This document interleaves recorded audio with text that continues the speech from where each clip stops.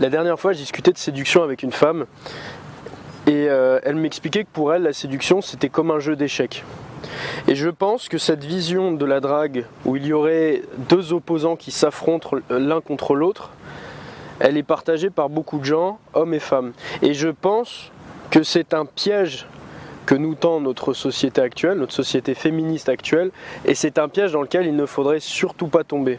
Le féminisme tend à diviser subtilement les hommes et les femmes avec la notion d'égalité.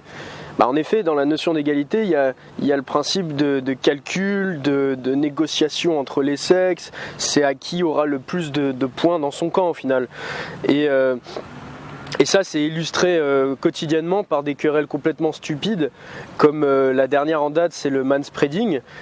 J'ai été tombé sur des groupes Facebook où vous aviez des femmes qui s'amusaient à prendre en photo des hommes qui écartaient les jambes dans le métro et en réaction des hommes qui prenaient en photo des femmes qui posaient le sac sur le siège d'à côté, une sorte de manspreading au féminin. Et moi, ce genre de combat entre les sexes comme ça me rappelle étrangement ma jeunesse, ça me rappelle quand j'étais en maternelle et que les petites filles chantaient aux garçons cette fameuse comptine « Les filles les plus belles, les garçons à la poubelle ». Le problème de ces combats féministes, c'est qu'ils vont diviser les hommes et les femmes en attisant la haine des deux côtés.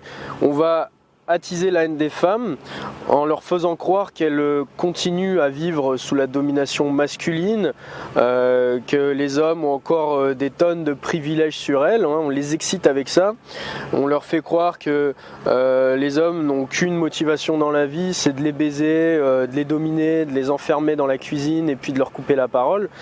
Et d'un autre côté, on attise la haine des hommes. Les hommes vouent de plus en plus de haine envers les femmes en voyant le décalage entre leur position d'oppressés d'une part et les avantages pour le coup bien réels qu'elles tirent de leur statut de femme, notamment en ce qui concerne l'abondance amoureuse. Et ça fait écho, ça contraste avec la misère sexuelle masculine qui est de plus en plus importante.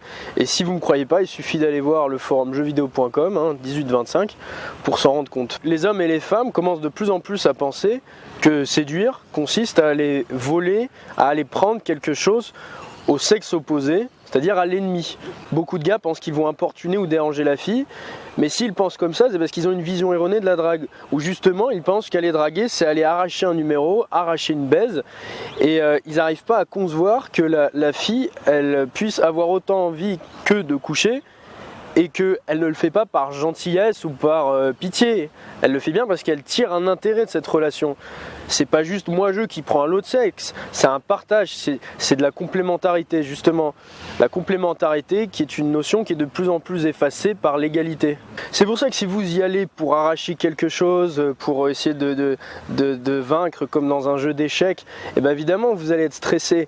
Mais par contre si vous y allez pour apporter de l'amour, comme Bob Marley, de façon désintéressée, et bien là vous serez beaucoup plus serein et donc plus attirant. L'idée c'est d'aller envoyer de l'amour, d'aller offrir un bon moment à une fille, d'aller lui offrir de la joie, des compliments, voilà toutes les choses dont un être humain a besoin. Donc dans votre compliment par exemple, elle doit sentir la sincérité, elle doit sentir l'émerveillement. Même si votre compliment il n'est pas très élaboré ou original, au moins elle sentira que vous êtes sincère et par l'émerveillement dans vos yeux. Il faut apporter de la valeur à la personne, il ne faut pas essayer de lui prendre ou de lui voler quoi que ce soit, il ne faut pas la voir comme un ennemi du sexe opposé. Si Bob Marley allait draguer une inconnue, il communiquerait avec elle comme si c'était sa sœur, dans le sens peace and love, Rastaman, etc. Nous sommes deux frères et sœurs, deux âmes qui voulons nous unir et nous connecter dans ce vaste monde. On est bien plus proches qu'on ne le pense. D'ailleurs, on a bien plus de points communs qu'on ne le pense. Peut-être qu'on a le même âge, peut-être qu'on a grandi dans la même ville, peut-être qu'on travaille tous les deux en entreprise en tant que salariés. Je ne veux rien lui prendre, je ne veux rien lui voler. Je veux juste lui tendre la main et lui offrir de l'amour parce que c'est ma sœur. Et je ne vois plus la séduction comme un jeu d'échecs ou comme un sport de combat, mais bien comme un sport d'équipe. Et plus vous la considérerez comme votre sœur, plus elle va refléter votre comportement et vous considérez à son tour comme son frère, pas dans le sens fratrie évidemment, mais vous m'avez compris, dans le sens peace and love. Et ça va vous permettre, elle va sans s'en rendre compte, en fait, elle va avoir l'impression de super bien vous connaître. Et c'est exactement ce qu'on veut nous, parce que la vraie difficulté, c'est de sortir de ce statut d'inconnu et de rentrer rapidement dans son intimité. Voilà, j'ai essayé aujourd'hui d'apporter un début de solution, une piste à explorer, pour répondre à ce problème qui est le clivage entre les hommes et les femmes, qui est alimenté par le féminisme, où on nous fait croire que des hommes et des femmes s'affrontent, sperm wars, la guerre des sexes, gros piège dans lequel il ne faut pas tomber si on veut faire de belles rencontres. Ne surtout pas voir la séduction comme un jeu d'échecs ou comme un sport de combat, mais plutôt comme un sport d'équipe, où on avance main dans la main, hommes et femmes, on a envie de se réunir.